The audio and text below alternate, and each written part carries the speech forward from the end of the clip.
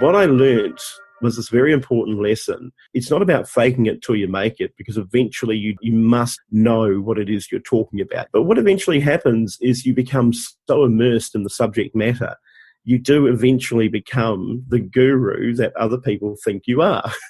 And the trick is realizing that we're all reading the same book. Life is a book. It's pure and simple. Life is a book. Some of us just happen to be either a page or a chapter ahead of everybody else. And it just so happens that some of those people, the fortunate few, get to write those pages and write those chapters. Hi, it's great to have you on Your Career Podcast. I'm Jane Jackson, and thank you for listening. If you're a new listener, why not subscribe to this podcast so you're the first to listen to each new episode that'll provide inspiration in your career? Just go to iTunes or Stitcher Radio if you use an Android device and click subscribe. I've also a free Kickstart Your Career audio course that you can find on my Facebook page at facebook.com/Jane Career Coach. See you there. Welcome to Jane Jackson Careers, a podcast that takes your career to the next level. Here's your host, Jane Jackson, author of Amazon Careers bestseller, Navigating Career Crossroads.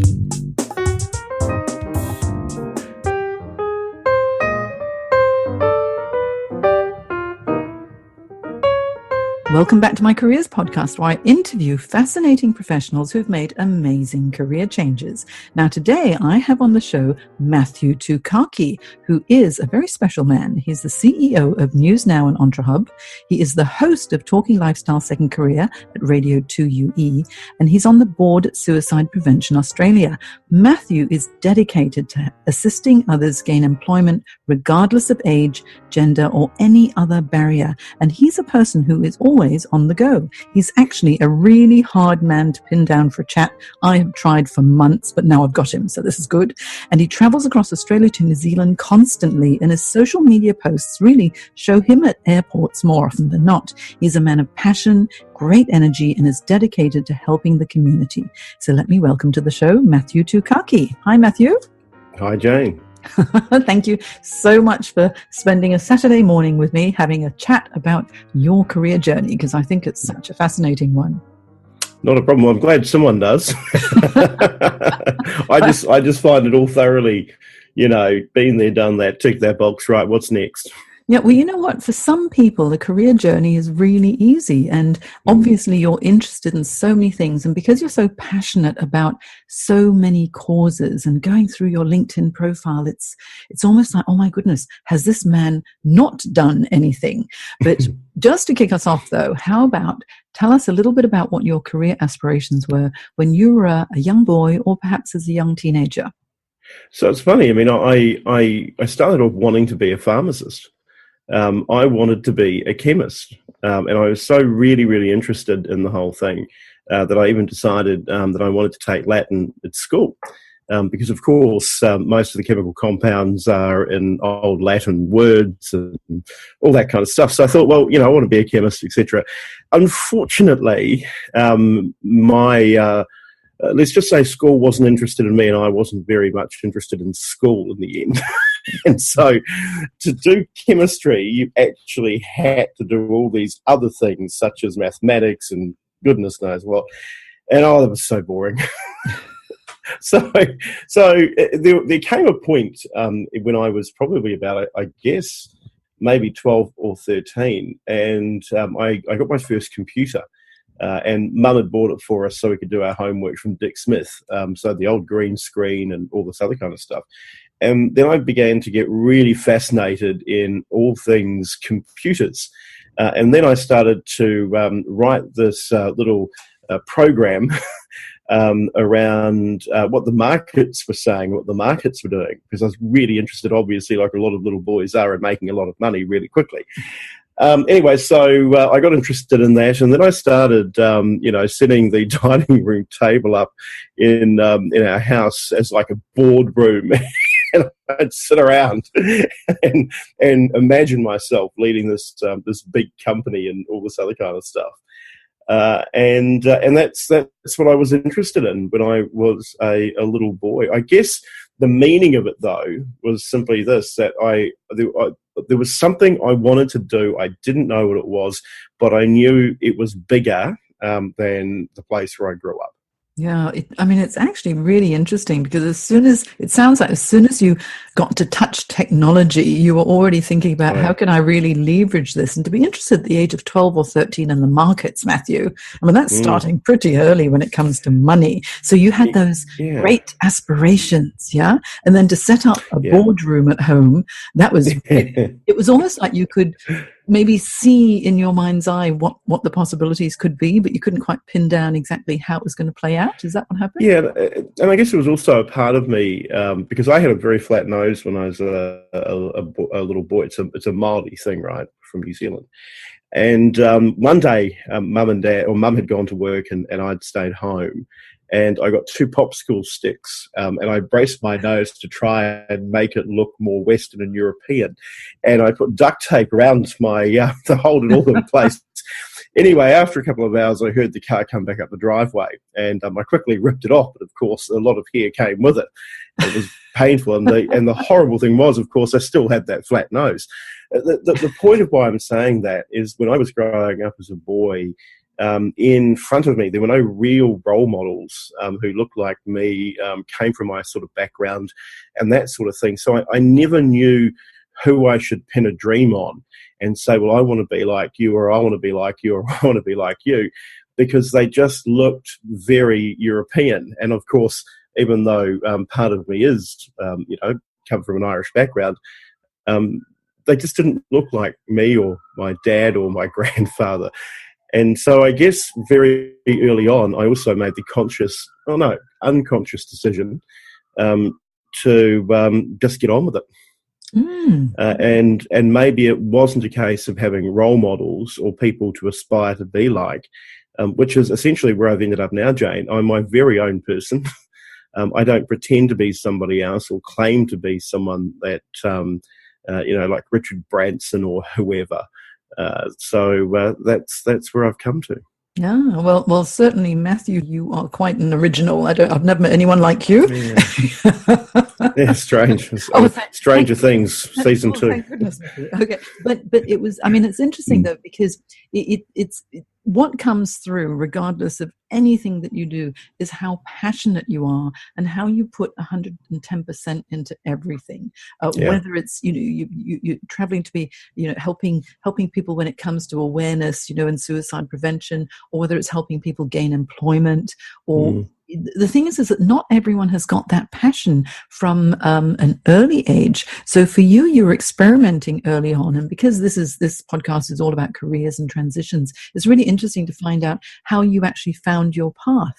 So after you realized your nose wasn't going to change shape, what happened? What happened from teenage years to your early 20s, and then transitioning into your first real job, say? Let's hear that story. So my teenage years were wonderful. I had the most extraordinarily wonderful childhood. I was very, very lucky because I also had 2 parents who had a great and fantastic work ethic.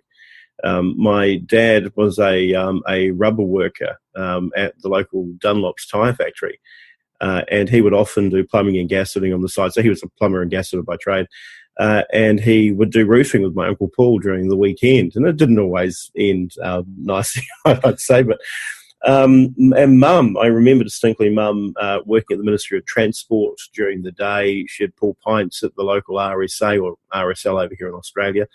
And on weekends, she'd be in the coffee shop in a place called Maidstone Mall.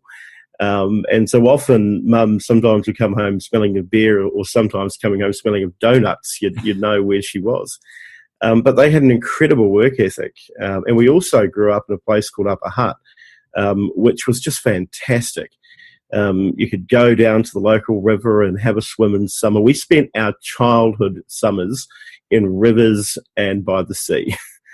And it was just absolutely fantastic. So my teenage years were kind of like a mixed bag.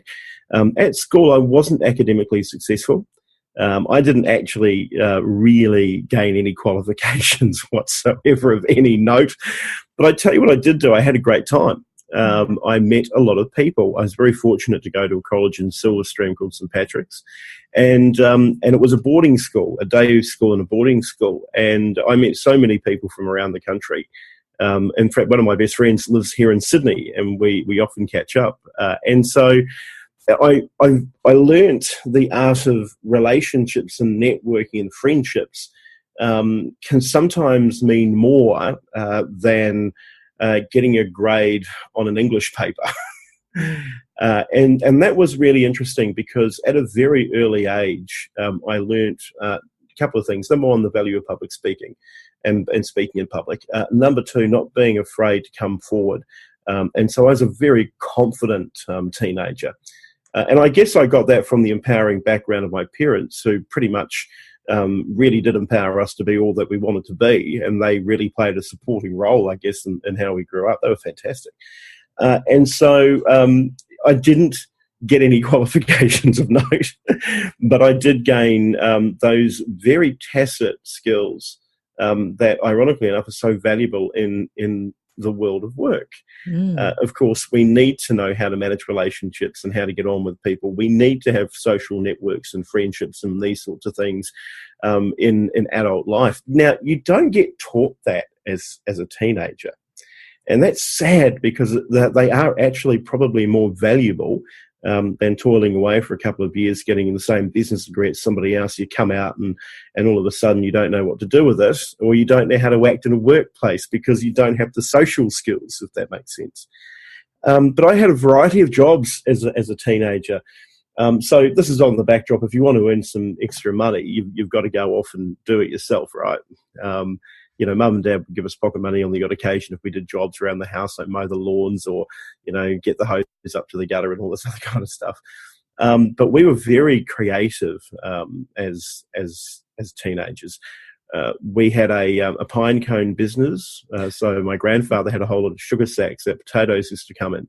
And so pine cones are really great for burning during winter, firewood. And so we'd go up and get all these pine cones and put them in sacks, and we'd sell those off for $10 a pop. My older brother Reuben had this golf ball business going, and Reuben was only a couple of years older than me. I'd say my older brother is much more entrepreneurial than I could ever be. The problem is he's got so many, let's call them opportunities as opposed to schemes, going on, that it's hard to get one of them off the ground properly. But anyway, so he had a golf ball business. He had an arrangement with a bloke called Trevor from Maidstone Book and Sports. And we'd go up to the Timaru golf course. We'd get all the golf balls, sometimes legally, sometimes probably not. And we'd sell them for $1 a ball. We had a pot plant business. So my grandfather and my grandmother had this beautiful big garden at the back. It took up the whole backyard. It was wonderful. But they also had all these plastic punnets that pot plants come in. Anyway, so we'd go over to the reserve that we lived next door to, or not next door to, but just around the corner from, otherwise known as the National Park in Australia. And we'd get flax and little trees, and we'd repot them, and we'd go selling them door to door. So we had all of these things going on, and a lot of it wasn't necessarily about the money. It was very much about what do we do during school holidays? Mum and dad are at work, and we were keeping ourselves busy. And then I got a job at a retail store in Upper Hutt called Farmers. I was never really good at retail. And I didn't last too long in my cleaning job at a supermarket because I lied on the application and said that I knew how to use a buffer. And if anyone's used a buffer, those the machines that shine the floors, my goodness, it takes so much strength to hold on to those as a wily little teenager. Anyway, so I lied and said, of course I know how to use a buffer. Well, that lasted a day because I buffed right into the delicatessen cabinet and smashed the glass. I think a buffer would be pretty hard yeah. to use. And so my teenage years, Jane, were very much about making things up as we went along. And also, there were a lot of failures, a lot of things that I probably did wrong, that I know I did wrong. But the beauty about each time I fell down, I learnt the lesson of how to pull myself back up again, which is the resilience side of me, which is really, really important to understand. Anyway, so I finished school, and I decided that I probably needed an education. My sister worked at a government department, and all of a sudden I'm up in Auckland as a vocational trainee. It was all about business and learning about small business and that sort of thing. And that was fun. I didn't know anyone in South Auckland, and all of a sudden I'm elected as the student union president. My slogan was pretty simple: vote for me and my dad will buy you beer. Of course, that didn't come off. But what was interesting in what happened at that stage of my life was, I was very young. I was not yet 18, so this is 1993, back then, student unions were compulsory to belong to for students, and you had to pay a fee. And all of a sudden, I was the president of this multi-million-dollar organisation, sitting around, finally, for the first time, this boardroom table, otherwise known as the Student Council, and making decisions about employment, about spending, about budgets, about finances, and it was a complete failure. Because, of course, it was also the period when student unions were becoming voluntary. And this whole change process was occurring in New Zealand at the time as well. And so that ended, and I've got to say that was probably one of the biggest lessons I've ever learned in hindsight, of what to do and what not to do, and how to also manage very complex series of relationships. I was at one point in 1993, just after my 18th birthday, going to run for Parliament in the seat of Otara in South Auckland. And there was a party called New Zealand First, who just began, run by Winston Peters, who is now New Zealand's Deputy Prime Minister again. And New Zealand First is still around. And I would say, people talk about John Howard being Lazarus with a triple bypass. I think Winston Peters is Lazarus with a quadruple triple bypass. He keeps on coming back. But anyway, so here I am all of a sudden on the cusp of history, and New Zealand First for the first time won one of the key Māori electorate seats called Northern Māori, a guy called Tauhenare. Now, I never got my application lodged in time. Might have been a huge oversight, but in hindsight, it was probably also the best thing, because imagine being a member of Parliament at 18. It was just nonsense. Ironically, the guy I was going to be up against, Taito Philip Field for Labour, he consequently won, and consequently ended up being convicted of immigration fraud sometime later. Oh dear, that's very topical now too, isn't it? Very topical. So I returned to Wellington and I started work as what we call a file purger at the Department of Social Welfare, then called New Zealand Income Support Service. And file purging involves nothing more than going through files such as this. I still do it. And just take off things that don't need to be there anymore. And eventually I got a job as a case manager, so working with people on unemployment and domestic purposes benefits and that sort of thing. And what I found really unusual, I was really no good at that job at all, because people would come in asking for money, and you'd give it to them and you knew they couldn't afford to pay it back. And when you deal with people who come in for food grants and clothing grants and that sort of thing, it can be quite a confronting thing. And I was infamous for having my bottom drawer full of unprocessed special needs grants. But something happened which was really horrible for me. I declined, apparently, a special benefit of an individual. And he subsequently murdered his wife. And he was making a claim in his defence in the High Court that it was because, part of it was because the special benefit had been declined. And of course, I couldn't remember the gentleman involved, and the scene of the murder. It was just horrific what happened, what he did. And anyway, all of a sudden I find myself in a courtroom giving evidence and being questioned about why I declined the special benefit. And to this day, it is probably one of the most confronting things I have ever had to go through in my entire life. Mm-hmm. So I decided that it was time to go. And the people I worked with were just wonderful. And, again, the social side of me came out. I formed a lot of friendships, a lot of connections, a lot of relationships that still hang around to this day. And I'll talk about that later, why that's important. And then I toddled off to the Bank of New Zealand. I was working in a call centre, the very first Bank of New Zealand call centre in Wellington. And that was a load of fun. And then I ended up being a personal banker in the Upper Hutt branch of where I grew up, which was interesting because you'd go downstairs to the basement and where all the files were kept, and you'd see your family all over the place. And I eventually moved down to Lower Hutt. But again, here I am, doling out money to people, whether they be overdrafts or credit cards or insurance and mortgages, knowing that, they were sailing pretty close to the wind.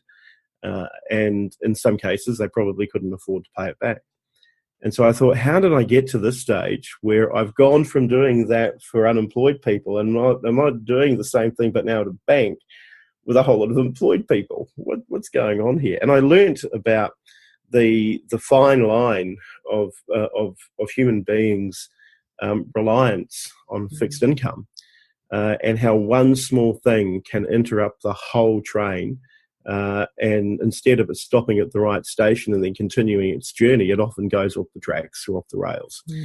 You know what, Matthew? It's really interesting hearing your story, and it's almost like where you are now. It was meant to be. It's sort of been your journey, isn't it? It's been helping the community. It's actually seeing people in really, really tough times and knowing that having that little bit of a lifeline or a little bit of financial assistance is going to help to turn their lives around, whether they're unemployed or whether they're, they need to get a mortgage or whatever it might be. For you being with the Department of Social Welfare and helping others, you've seen people who are really in dire straits. And then I have. But I've also seen the cheeky side, Jane. I've also seen the cheeky side of those. There's an Aboriginal term here in Australia, which I completely love. It's called humbugging. And humbugging is where you just have a go, have a crack. If it works out in your favour, absolutely wonderful. So there are a lot of cheeky, naughty people knowing full well that they shouldn't have been entitled to one thing or another, but they had a go at it. And that was the other part of it. There is this art of storytelling and being cheeky that can actually be, again, one of those soft skills that we don't teach people. We don't teach them about the art of storytelling and why it's so important. Well, of course, in the sales process of anything, if you know something about someone and someone knows something about you, you form an emotional connection. So when you do go to a point of wanting to pitch something to you, you're probably going to say yes 9 times out of 10 because you've started to build that relationship through a series of stories that have been told to each other and with each other. Sometimes over a one single coffee, a couple of hours, a couple of weeks, a couple of days, a couple of years. But interestingly enough, I decided to leave the Bank of New Zealand and I went back up to Tauranga to study, where I was also, again, a complete failure. And also fell back into student politics and managed to, again, stuff it up. And ended up working in the Sanford's fish factory for a while I was studying. So I was cleaning a fish factory. I cannot eat fish. I can no longer eat fish. I know, and it's not because how the fish are processed or something, but when you've been around the smell of fish and you have to clean the belts, you stay away from it. Anyway, so I then eventually ended up back at social welfare. And it was a bit of a funny time for me because I was living at my grandmother's house in the city of Tauranga. And instead of living in the house, she decided that I should be independent on the property. So she got me a little caravan. It was parked outside the front of the house, and it was so funny. And eventually I ended up back at social welfare. But eventually, like all things, my journey in New Zealand began to come to an end towards about 1999. I'd gone back to Wellington and I fell into the world of software education. So I went back to software. And all of a sudden I'm selling conferences and conventions to Australia.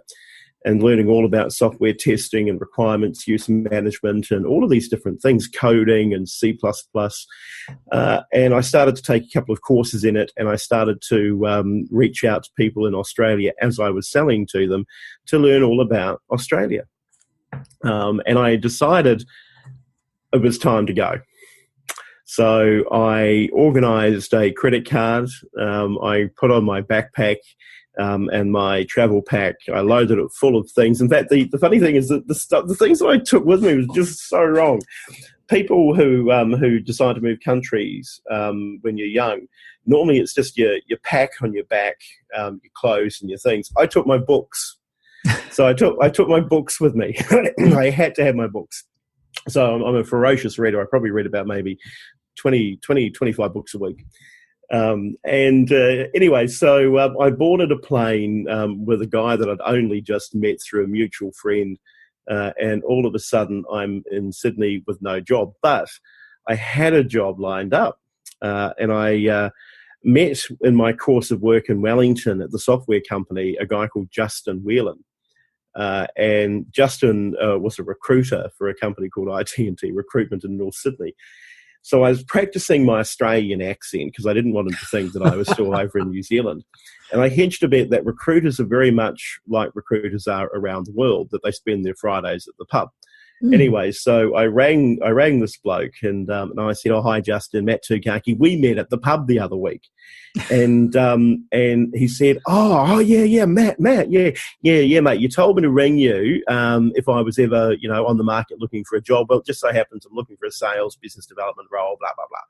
And he said, okay, send me your CV. So I went and got my yahoo.com.au email address and I emailed off my resume. And this is still in the days where Google didn't exist, so he couldn't have fact-checked anything, really. Anyway, so I arrive off the plane in Australia. I've never been out of the country before in my entire life. And we stay at this motel, the Crown Street Motel in Surrey Hills. And back then it was so dodgy. It's so dodgy even still, I imagine. But it was $25 a night. Anyway, so here I am in my little room, and the bloke next door is coming over borrowing the teaspoons from me, and the lady next door is entertaining so many gentlemen callers at $50 a pop. It's impossible to understand how she can keep going. Anyway, so the bloke keeps on coming and I'm borrowing the teaspoon. So every morning they clean the room, they give you teaspoons and all the rest of it. I hadn't realised he was a heroin addict. That's what he wanted all the teaspoons for.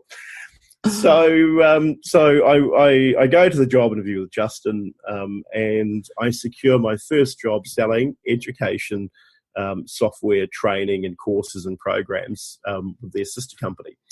And I was on $85,000 a year. Plus this magical thing, which I'd never heard of, called superannuation. Because, of course, we don't have compulsory super in New Zealand. Anyway, so I start this job, and this is coming up towards Christmas. So we're now at about just after the Olympics. So we're coming up to Christmas of 2000, and I go to the office Christmas party. And I have a few beers in me, and I go up to the boss and Powerland, the master company, and I say, "Oh, I could do this job better than anyone here, blah, blah, blah. I can run this joint, etc., etc." Anyway, so I hadn't known that they had problems. And I woke up the next morning, oh my God, what have you done, Matthew? You just put 85 grand plus super at risk. What have you done? Anyway, so I got to Monday morning. Sure enough, I was called upstairs to, not upstairs, out to Lane Cove where the parent company was. And I walk into his office, and I think, oh my God, I'm going to get the sack. And it already started, though, ringing around for a new job. So I was good. I wasn't worried about it. I just wanted to get it over and done with. I was resigned to the fact that I was going to get moved on.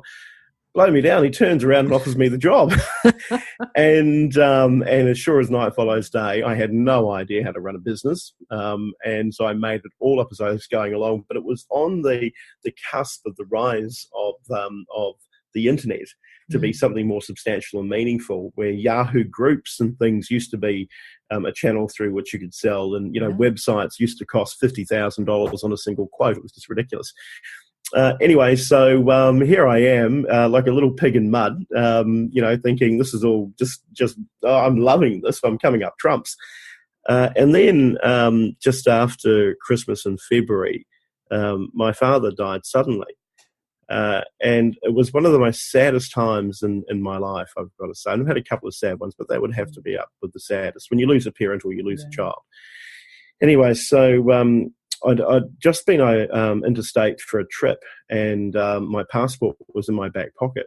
These are the days of the paper passport, not, if the passport goes in the wash now, it's probably going to survive to live another day. Anyway, so I get home, and about 2 a.m, I wake up suddenly, and it's very cold. Anyway, and about 5 minutes after that, my mother calls me from New Zealand and tells me that something's happened, and of course I rushed around packing a bag to try and get on the first flight back home to New Zealand, and so I realised my passport was completely unusable. And so I was living out at Carlingford at that stage, so I got the train into the city. I waited for the New Zealand consulate to open up on Hunter Street in Sydney, and I was just walking around Hyde Park all by myself. At that stage, Dad hadn't passed away, and I didn't really know what was going on. And I managed to get a passport, an emergency passport. Air New Zealand were fantastic. They flew me directly to Auckland. The plane to Wellington was waiting for me. They flew me to Wellington and then organised a car for me to get to Wellington Hospital. And when I got to the hospital, it was one of the most confronting scenes. Dozens and dozens of family members were there, and we, he had suffered a massive aneurysm, so there was no hope. And we stood there around him while we turned off the life support and stuff like that. But in that moment, when it was just me and Dad in the room, I made the conscious decision to take the advice he gave me when he dropped me off at the airport to go to Australia. He said, "Boy, don't come back until A, you're ready, and B, you've done something with your life that you want to do." And so I resolved after the funeral to board that plane and come back and get on with it. And that's where it all began. Yeah, that was certainly a watershed moment, isn't it? And you never forget what your parents tell you, and you want to honour them and make them proud as well. You've had such an interesting journey up to that point already, because I mean you've already done so much more than most people would have done in a lifetime, but that was really the beginning for you, wasn't it, Matthew? It was only the beginning. And interestingly enough, a couple of weeks after that, a Christmas card arrived very late in the mail from my dad, and he wrote in it, and it was simply, "This is the backup card, just in case the other one doesn't get there." And so that pushed me on. And so I met, after that, I flew back to Australia, and I got on with it. But I got on with it in a very different way. I met a couple of blokes through the work that I was doing. So I was the general manager of ITNT Education by that part. And I met a couple of blokes, the Matthews brothers, the infamous Matthews brothers, highly intelligent, full of ideas, and Kane Robinson, another Māori guy from New Zealand. So they were all general managers within the same company. And another bloke called Michael Data, who was leading at that point ITNT recruitment. And we all decided that we could probably do it better than Theo Baker, the owner of Powerland. So we all left and formed our own little company called Datatech. And we opened Datatech over the road from Powerland, which was probably not a good idea. And all of a sudden, we were just, again, making things up as we go along. And there were a lot of firsts in what we were doing. It was a complete financial failure, but from a learning perspective, it was hugely successful. So we created the very first online retail sales platform in Australia using web-based technology. And we did a deal with Samsung. And all of a sudden, we've got the rights to sell and distribute Samsung consumable products like TFT media, screens, flat screens, the first flat screens that were coming out at that stage, toner cartridge, you name it. with a bloke called Robert Chong from Samsung, who reckoned he could bring 3 containers in a week. Old Robert, he was good. Anyway, so we created SamsungConsumables.com, and all of a sudden we're selling off the internet and running around, and Kane's running around in his little car, delivering it all over Sydney. It was hilarious. So we thought, well, that's one idea, but we're all consultants at heart, or want to do consulting work, but what can we do? Anyway, so I'm reading this stuff online. I'm just going to Yahoo, which was the only search engine back then, and I found this thing called knowledge management. Knowledge management was popping up all over the place. And so it was just a buzzword. What they were really talking about is content management, document management, that sort of thing. Anyway, so I get into the office one morning and I say, boys, I know how we can make a lot of money and also own a space. And they said, what? And I said, knowledge management. And all we need to do is we can be consultants and we can, do all these things, etc. But we need people to think that we've always been doing it. And they'll look at, by this stage, they're all looking at me and thinking, oh my God. Anyway, so I created the Global Knowledge Management Conference, Jane. Oh, very the good global, name. Great branding. The Global Knowledge Management Conference 2001. And I then reached out to a hold of people who were public servants that I knew we didn't have to pay.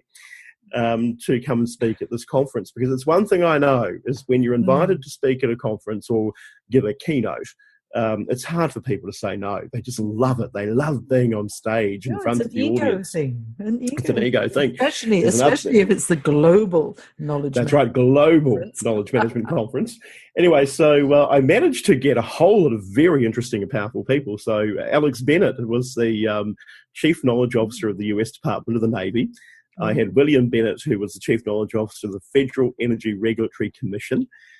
Dr. Maris O'Rourke, who was the Director of Education for the World Bank. This is your first conference. This is your first conference. Never done it before. First conference, never done it before. Oh, you're a brave. And Air Commodore Roxy McLennan from the Department of Defence, and the list went on and on. We even got ministers to open the all this carry on. Anyway, so we. We create this conference, get hundreds of people into a room paying exorbitant amounts of money, and all of a sudden it looks as if we've been a part of the furniture for a long time. In fact, we were in the room before the furniture came in, and we knew what we were talking about. And this is a really important lesson for anybody who might be listening or watching, and that is the most successful people surround themselves with people who can do the things that you cannot do. And in the process, you learn about what your skill deficiencies and gaps are. That's a really important thing. Anyway, so the Global Knowledge Management Conference was born, and the business data tech didn't work out the way it could have. I mean, the relationships and all the rest of it. But all of a sudden, I found myself in the knowledge management consulting business. So I began to write courses. I had a one-day course on how to conduct a knowledge audit. Of course, you also have to have an introduction to knowledge management, KM 101. And I'm running these things in Canberra and Melbourne and Sydney, and I've got all these people coming along paying like $1,000 a day, and it was just hilarious. And all of a sudden, I started being engaged to do reviews. So I did the review of knowledge management at the Joint House Department of the Parliament of Australia, and reviewed how they were working ahead of their merger to become what is now Parliamentary Services. I did the knowledge management review between the Australian Communications Authority and the ABA, which is now, of course, ACMA, the Australian Communications Media Authority. Snowy Hydro. I had the most fascinating time at Snowy Hydro, creating a problem that they had, which was the ageing workforce and how to collect knowledge and things like that. And so I did that for quite a few years, having a lot of fun, and doing quite amazing things and meeting amazing people. But what I learned was this very important lesson about it's not about faking it till you make it, because eventually you must know what it is you're talking about. You can't keep faking stuff. But what eventually happens is you become so immersed in the subject matter, you do eventually become the guru that other people think you are. And the trick is realizing that we're all reading the same book. Life is a book. It's pure and simple. Life is a book. Some of us just happen to be either a page or a chapter ahead of everybody else. And it just so happens that some of those people, the fortunate few, get to write those pages and write those chapters. And that's what happened in the world of knowledge management. Yeah. And you know what's really interesting is that it's all in the attitude as well, because early on, you know, when you're telling us about your early days, it was your self-confidence in yourself. You've multiple failures you've told us about as well, but your resilience means, okay, that happened. What did I learn from it? Next. Let's move on. So, I mean, a failure actually is a good thing because you learn so much from it. But having good communication skills, being personable, having a great attitude and just giving it a go, plus having some good ideas as well and seeing how technology is changing and keeping up to speed with what's going on. That's the common theme that's come through your career journey so far. And it's like, okay, what's next? What's changing? What's moving? What do we need? Who do I surround myself by as well? Yeah, absolutely. I think we've been very lucky in this period of time in the last 15 to 20 years, people like you and I and others of our age group, where we have been able to watch and see and participate in the development of technology. I would rather be born in 100 years so I could go to space and stuff like that, absolutely. But I think we sometimes try and say, oh, technology is evil, it's bad, etc. But when you are at the very forming stage of the internet and seeing how these things work and the evolving machinations around Facebook and social media. I mean, a lot of people forget, for example, that the first Facebook was MySpace. And that was eventually acquired by Rupert Murdoch, who wouldn't have understood social media, as soon as look at the Daily Telegraph. Great publication, by the way. But MySpace was a failure because he didn't know what to do with it. He just knew that he had to have it. Well, of course, Justin Timberlake eventually didn't know what to do with it either, because I think he bought it off the rack. But Mark Zuckerberg, on the other hand, he knew how to harness the potential of social media and social networking and online networking and that sort of thing. But after the knowledge management journey, I got into business with a bloke called Neville Book, and started going back into the world of technology once again. So we started a company called Syntropy, where we were creating voice XML technology, so speech to text and text to speech. So my role wasn't on the technology side. My role was to give names to all of these things that we could sell. And the Bali bombings had occurred, and so I came up with this idea of Oscar. I love giving names to things. So I came up with Oscar. So it was the Overseas Citizens Advisory Register, Oscar. And we tried to sell it to DFAT, and it was a warning system back then with the old mobile phones, where we would know where you are in a fixed location. So if DFAT had issued an alert for that region, but you couldn't pick it up because you weren't seeing it on TV in Australia, then we could generate a text-to-speech message that would be delivered to your mobile phone. Oh, brilliant. Then we knocked up another one about workers, Australia Post. So the theory was, of course, that when you ring in sick and you speak to a human being, that human being will say, oh, you poor thing, yes, you do sound awful. Oh, no, what do you mean? Your seventh grandmother's died? Not a problem. I totally understand. Take the day off. Take as much time as you need, when some employees are taking a leave. So we said, well, what if we replace it with a interactive voice? They'd call in, they'd put in their employee ID number, and the robot would pretty much just come back and say, you have 3 days owing. You have no leave owing. To take this day, you need to get a doctor's certificate. Well, the vast majority of people are not going to go to the doctors, spend 2 hours waiting, pay $35 for that doctor's certificate, because what's the point? Half your day off is gone. So, that would raise the attendance rate so much higher. That was the sales proposition. That's very so literal, isn't it? So always looking for the angle, but also the bent need. Anyway, so we did that, and that didn't work out. As so many startups do. Sounds like such a goer. Sounds like a real goer, that one. I like. Oh, geez. I tell you what, I've had more goes than a hot breakfast. But the other one, which was then great, so directly after that, I fell again back into the world of education with a company called MXL. And it had a grumpy old man as a chief executive, old Ross, but he was a good mate of mine. Anyway, so all of a sudden, I'm travelling around not only Australia, but I'm travelling overseas. Now, I'd never been outside of Australia, right? So all of a sudden, the first trip, I've now labelled it the Grand Tour. Remember back in European days, I'd go on a Grand Tour and horse and carriage around Italy and, all that sort of stuff. Well, I had my Grand Tour throughout Asia. Now, we were selling education management software, curriculum management software, that sort of thing. Anyway, so forget about the software for a moment. So we did Singapore, Malaysia, Taiwan, Hong Kong, China, all in one fell swoop. And for the first time, I got to see the world as I'd never seen it before. And there was still that cheeky little Kiwi in me. So, of course, every hotel I'd go to, it was like 5-star hotel. And so I'd clean out the shampoos and the soaps and put them all in the bag. And eventually there'd be slippers and little sewing kits. I've got more good news Bibles than you would ever, build a house with. Anyway, so we finished the Grand Tour, and I get back to Sydney Airport, and by that stage I've had to buy 2 more suitcases to put all my shampoos and conditioners and soaps and earbuds and God knows what else in. Anyway, so I'm coming back through customs and I haven't declared anything.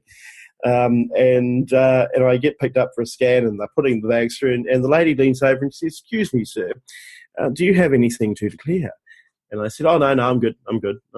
She said, "Well, I don't think you are." And I said, "What do you mean?" And then, "Oh my God, somebody's put drugs in my bag." Anyway, so she brings me round, shows me the scan, and said, "Well, sir, it appears that you might have a commercial quantity of goods." And I'm looking at her, and she's beginning to smile, and I said, "Oh my God, no, have I done something wrong? I've just been picking them up for all the hotels I've been staying at." But they're free anyway. And she laughed, and she said, "My goodness, that's the most. That's the largest amount of single shampoos that she's seen in some time." But the interesting thing about the trip was I got to see Shanghai before a lot of people see it today, which is fully developed. I remember walking down the Bund and realizing that I was changed so much. It's changed significantly now, but back then the Bund, you'd go and you'd read all the names on the buildings. The American Insurance Company and that sort of thing, and I realised, my goodness, they have survived, the communism and all the rest of it, and wow! So everything I thought about the Chinese was completely wrong.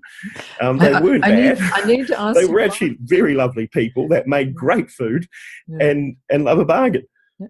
And while you were walking down the Bund, did you ever go to the Peace Hotel? Yes, so into the Peace Hotel. They have a jazz band there, and it is the funniest thing because they're the oldest jazz band in the world. And I went to listen to them once, and while they were playing, I mean, everyone's about 80 in this jazz band, and one of the band members fell asleep while playing.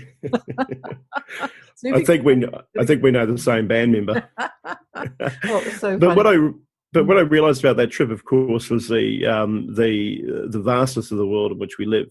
The fact that you shouldn't be closed-minded to different cultures and different people of different backgrounds, and that was one of the lessons that I learnt on my journey forward. And eventually, that job came to a close. And one day, I get a phone call from a bloke, and it was Bill Pollock. The founder of Drake, the world's very first recruitment company, founded in Canada after the Second World War. And interestingly, it was founded off the premise that all of a sudden a whole lot of blokes had come back from war But during the war effort, women were the ones that were, employed in manufacturing plants, building weapons, taking care of. In fact, everything was run by women. And of course, they were largely displaced and very displeased when the menfolk came back, and apparently they had to return to their traditional roles. Well, Bill decided that, well, no, for those that don't want to return to their traditional roles, I'm going to start up a recruitment company. And Drake Overload was born for office workers and administration and that sort of thing. So it is the oldest of all recruitment companies. I'd say the oldest vampire in this particular coven. I didn't know that. Yes, that's right. It was in about 2010, and I was recruiting in Sydney. So yeah, interesting. Well, that is interesting. You must have joined just after I retired. Yeah, it was, because people would mention your name, Matthew, long before I met you. And they would say, he's a character. He's a character. Oh, well, I missed him, because I think you must have just left and then I just joined. So it was a very interesting time because this is, so on the cusp of 2006, 2007, we could see the financial crisis coming.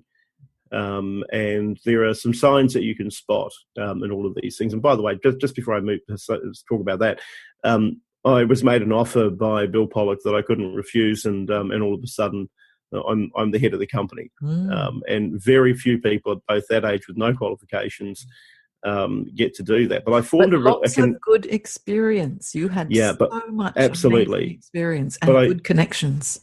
But I also formed a truthful relationship with Bill. I was not going to be one of these people that would tell him what he always wanted to hear. I would tell him the things that needed to be said in order for us to fix the company up.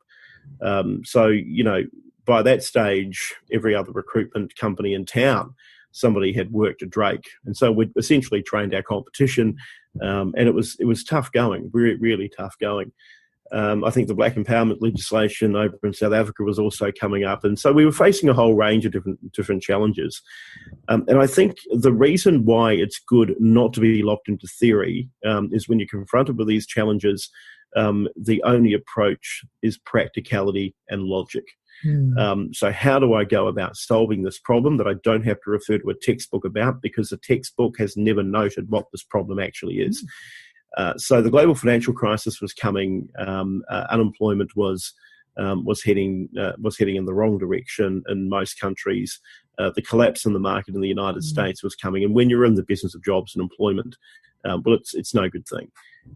But some of the interesting things that happened is presiding over one of the world's oldest and largest employment companies at that moment, because it was on the cusp of 07, 08, when the world in general became less of a 9-to-5 workplace and more casual and part-time.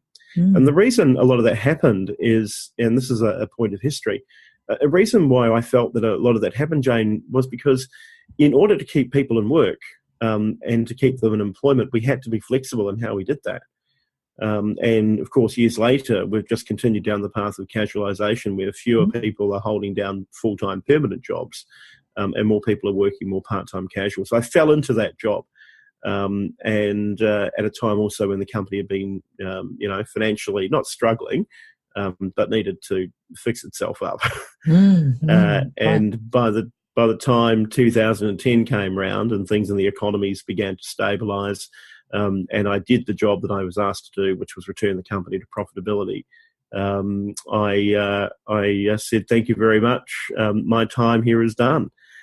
And I've remained in touch with Bill Pollock ever since. No, that's such an interesting story, interesting company as well. But now, Matthew, I really want to ask you about everything that you're doing on Lifestyle's second career, because you embody this. I mean, honestly, people reinventing themselves, finding either, in the gig economy, finding remote work or finding part-time work or casual work or full-time work, or however you want to work your work. That's what you're encouraging people to do. And you've got the National Employment Exchange, and every Monday evening you're on the radio, you're talking to everyone. Everyone's asking you for career advice and guidance and how can I, get a job. So with this, you're helping so many people. Tell me more about Talking Lifestyle Second Career. Again, another thing that I fell into. In fact, the only part of this whole journey that was completely planned was my fall into the United Nations and my fall into suicide prevention. And look, I think it's important before I talk about talking lifestyle. I know I'm going on a bit, but I've never spoken publicly about any of this. It's interesting. You feel free to you feel free to edit whatever you want. I'm not editing. This is going. I like it. Oh, okay. 2009. Though, in order to become more competitive at Drake, I had to find something that would beat out the competition and get back in front of them. And in a lot of tenders, this thing called corporate social responsibility and sustainability was coming out. Now, I had to live within a program that didn't require me to have to sign up to a whole lot of protocols or reports and that sort of thing.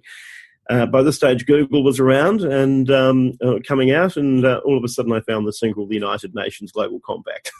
And they would let you use the company logo and providing that you report on an annual basis about your commitment to human rights, anti-corruption, the environment and labour rights. Anyway, so there was no Australian network here.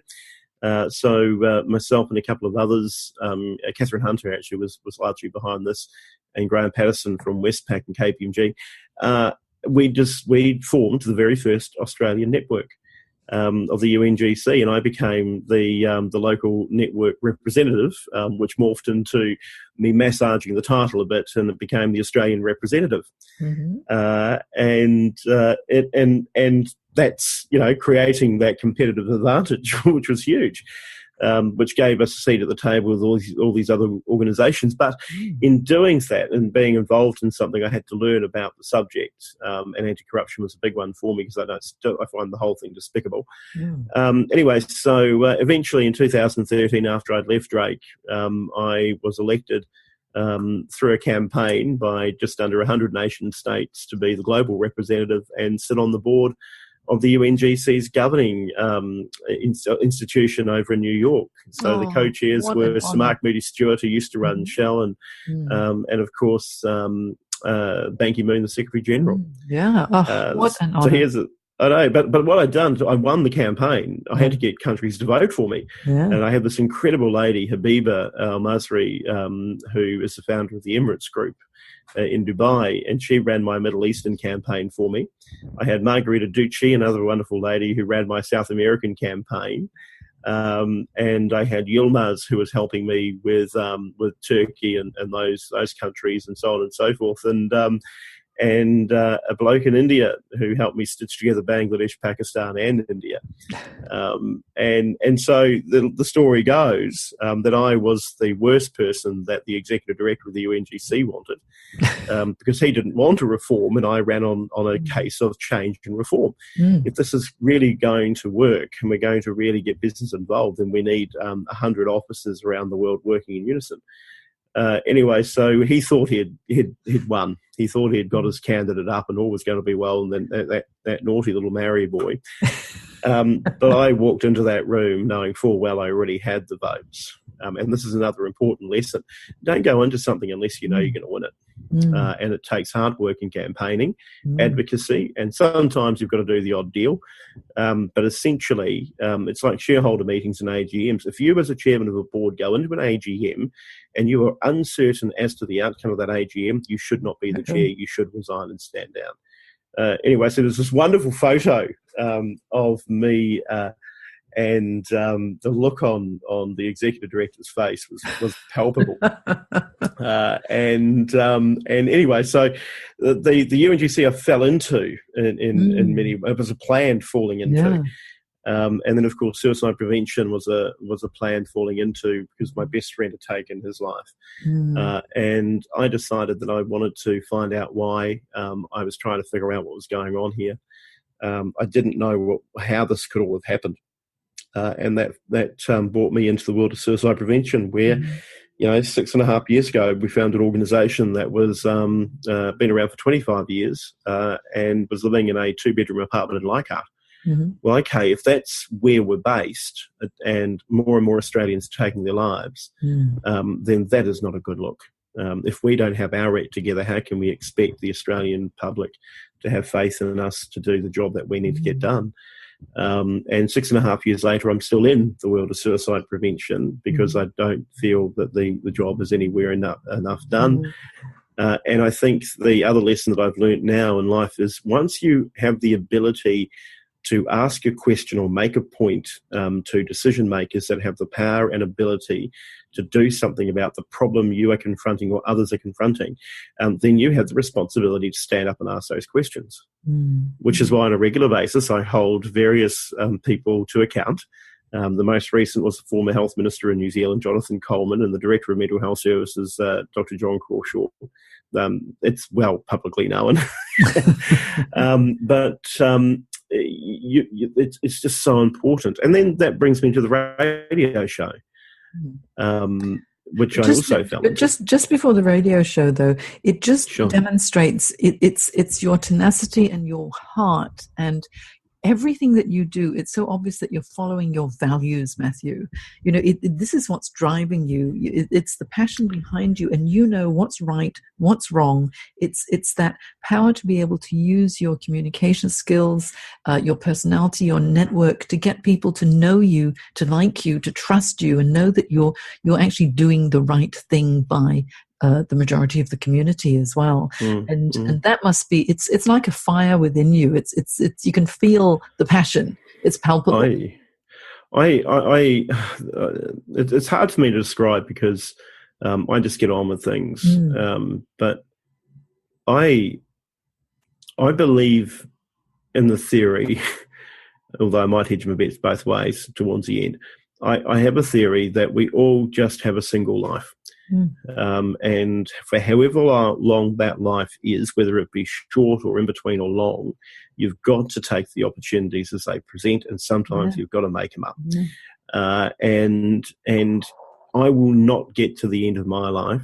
I refuse to get to the end of my life and think, oh my God, I've not done anything. And it's not about doing anything of note or meaning or public reward.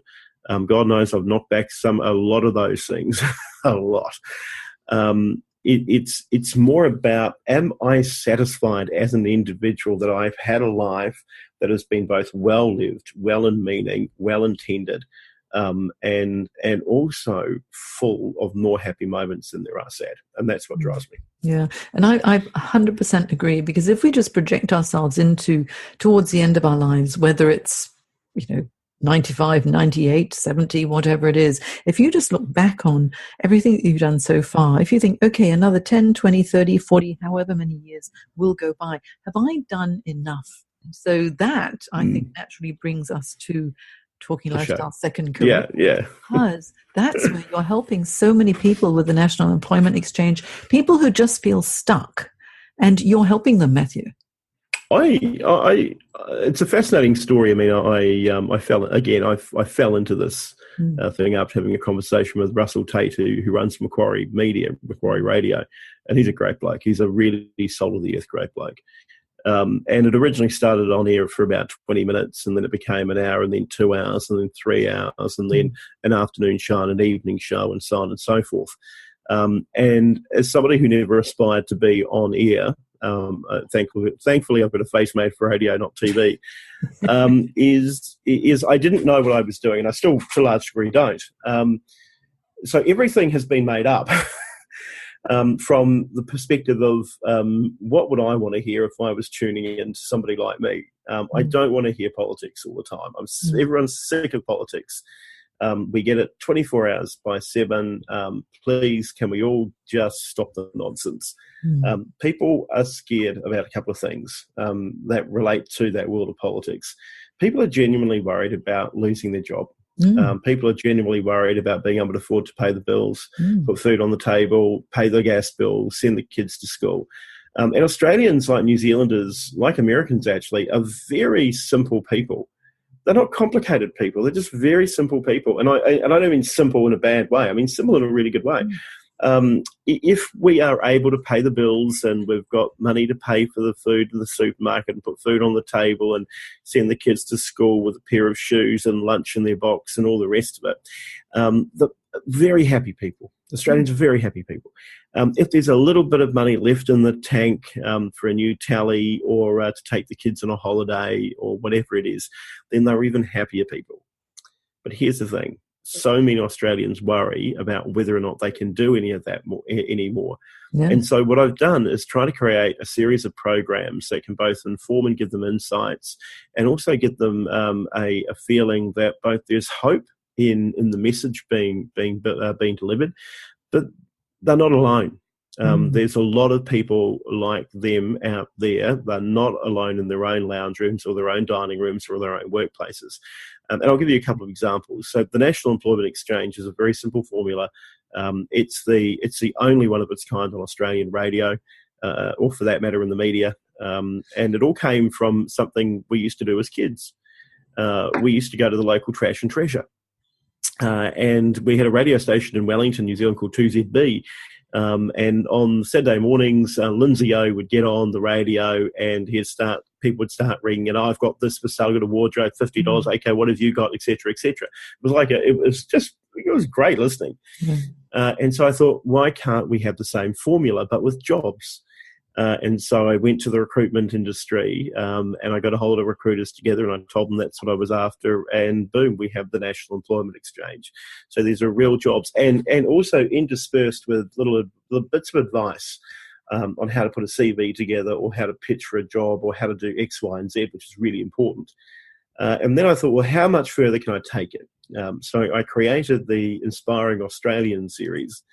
Not because I've got an ego and I want to sit down with a whole lot of famous Australians, because to be honest, I'm not fussed about it one way or the other. But I do know that in those stories is that story of hope, and overcoming barriers and challenges. Lane Beachley, Ida Buttrose, all of these sorts of people, Dick Smith and Jerry Harvey, etc., etc. And so that's the Inspiring Australian series, which carries that message of hope. I then created the Mentally Healthy at Work segment, which was about, look, I know you're all stressed. I know there are things going on in your lives, however small or big. So let's get people on the show to talk about what's going on, but also some tools and techniques that you can use to build resilience or to manage your mental health at work, or even spot the warning signs so you can care for your friends, family, or colleagues in the workplace. So that's Mentally Healthy at Work. And another one I created was the Local Heroes segment. And Local Heroes is all very much about that army of people. So I've been very fortunate in all of my work to have travelled to I don't know how many hundreds of thousands of communities over the years. And in every community, there's a lady out the back putting on the cup of tea. There's a bloke setting the table out the front. There's an army of people doing just everyday things in small community towns and halls, Meals on Wheels drivers, Meals on Wheels prep workers, and, that sort of stuff. But we never get to hear their stories. And, it's like the Orders of Australia stuff that I'm renowned for knocking back all the time. I do it because they're not for people like me. They're for those people, and unfortunately, those people never get a mention now. If you know how to self-nominate for an award, it's crazy how many people self-nominate for stuff. So I built the Local Heroes segment to get in touch with people in the community to tell their stories. And they've been some of the most fascinating stories. I mean, Vicky Rose at the Nerang Neighbourhood Centre comes to mind in Queensland. We've got Bob doing Meals on Wheels New South Wales, 42 years. We've got Pastor Ray Minicon in the Redfern community. My old mate Mark Spinks from Babana Aboriginal, which I do a lot of work for. I'd do anything for that bloke, in the work that he's doing. And then there's more to this, Jane, in terms of the content percentage. You'll probably notice that you're hearing a lot of women's voices on my show, a lot of women's voices, and there's a reason for that. It's because there are a lot of women out there who are experts in their field, but again, they don't get a mention. So we fall into form by getting the grey suit brigade on. Well, I don't do that. I've got Jodie Allen from starthomemum.com.au. We call her the Empress of Gympie in her palace in the sky. We've got you. We've got Sue Parker. We've got any number of people that come on the show and give out advice. And what I'm trying to do is familiarise the audience with those voices and those people and their backgrounds and their experience. And I also, as you probably are aware, put a lot of Indigenous content to air. So Babana Aboriginal Tribal Warrior, I paid my own way to go up to Cairns to cover a conference and tell stories. We've got a guy called Herb Smith, the founder of Dreamtime Tucker, selling lemon myrtle cakes to Qantas, bloody hell. So you've got all those. So what I'm trying to do with the show is not only showcase really great content that people can engage with and familiarise themselves with. Oh, look, that sounds like me, or that sounds like my situation. I'm also trying to put people and stories to where that otherwise wouldn't get a mention. Now, and I'm going to do it for as long as I'm on here. I mean, I could be off here tomorrow. The ratings are fickle, apparently. But I looked back at some of the content that I've generated on the show, 214 individual segments and content. Out of that content, roughly about 160 rather, generic greenfield that will still be relevant next year or the year after. Which is fascinating. So all this thing, Jane, about talking lifestyle, though, has been the ability for me to also, because I'm the chief executive of the Entre Hub, which I founded because I was bored, was to understand what the world of old media looked like, which is radio, and what this new burgeoning medium of social media and news feeds meant, and what the connecting bridge was. And I've now discovered that, and it is what you're doing, podcasting. So far from being the inspiring character, like every role that I've had throughout my career so far, it's actually not being about being inspiring or empowering or whatever it is. I'm actually learning on the job because there's a whole lot of the stuff going on in the background. My thirst for knowledge. I need to know how to do something. I still code. I code every weekend, or practice my coding every weekend. I've got my desk set up in my home office that looks like the Starship Enterprise, for goodness sake. But there it is talking lifestyle. I think, honestly, you might not think that it's inspiring, but it is so inspiring, because everything that you do, it's done with huge, huge heart as well. And I think because you've got this very boy-like curiosity about you as well. Oh, yeah. That it's cheeky. Like, what else can I learn? And I think that is the theme that has gone through your entire career so far, and there's so much more to come. I know, there's going to be so much more to come. But I think the big lesson for everybody listening is, regardless of your educational level, regardless of where you've come from, regardless of all the challenges that you may encounter, as long as you are able to see the opportunities, to build solid relationships, to get help from individuals when you need it, to let people get to know you and to like you. I think one of the two really important things from my background, and then maybe I'll just give some insights. Number one, I'm not interested in no, and I've never understood why no could possibly be interested in me. So therefore, I don't do no. I'm not a no person.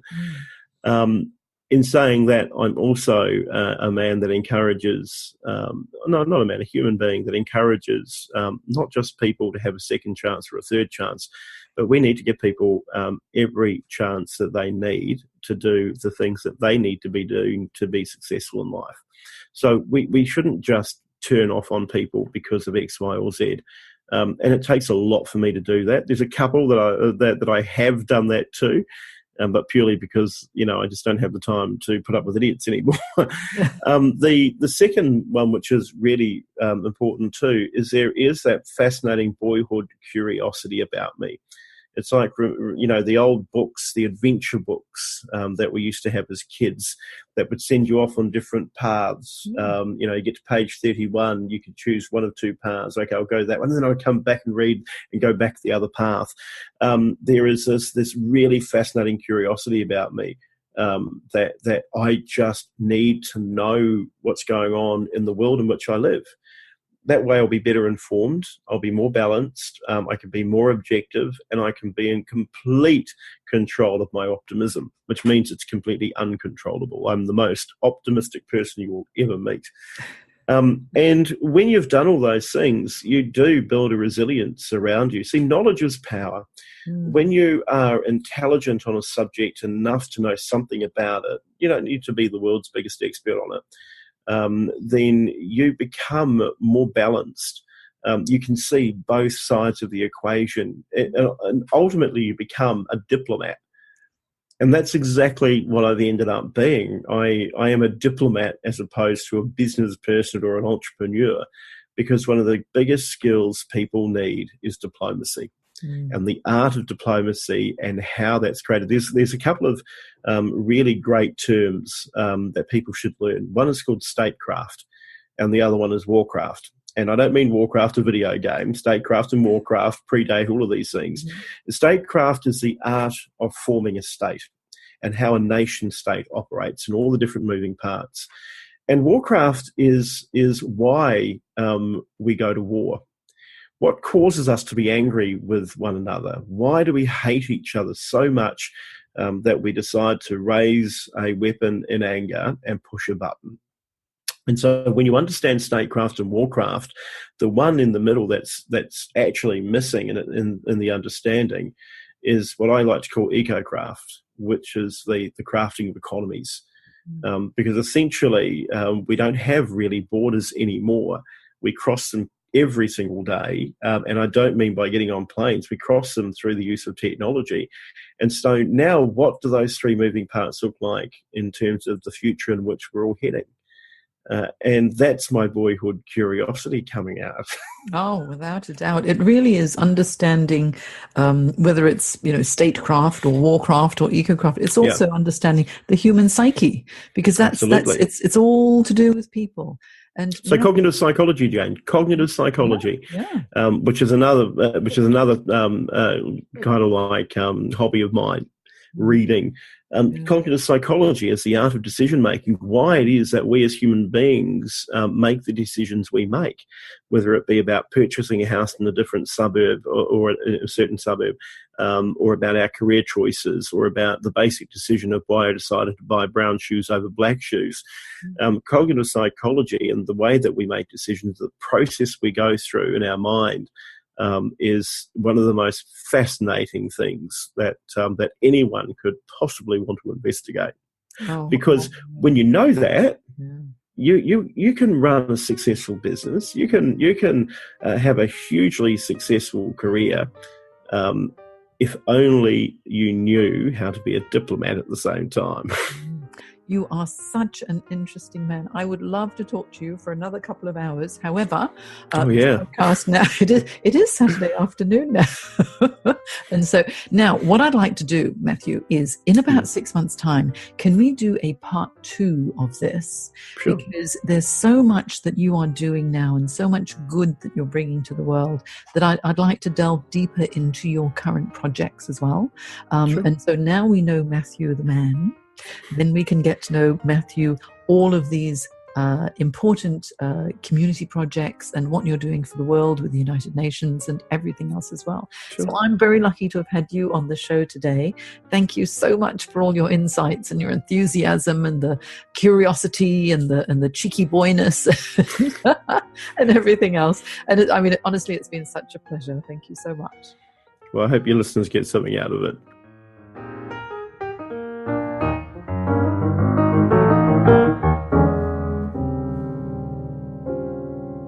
If you'd like to find out how coaching can help you, visit janejacksoncoach.com, where not only will you be able to listen to other fascinating interviews from professionals who've made amazing career changes, you'll also be able to download some free ebooks and guides on how to manage your career effectively. You've been listening to Jane Jackson Careers. Sign up to receive regular career advice at janejacksoncoach.com.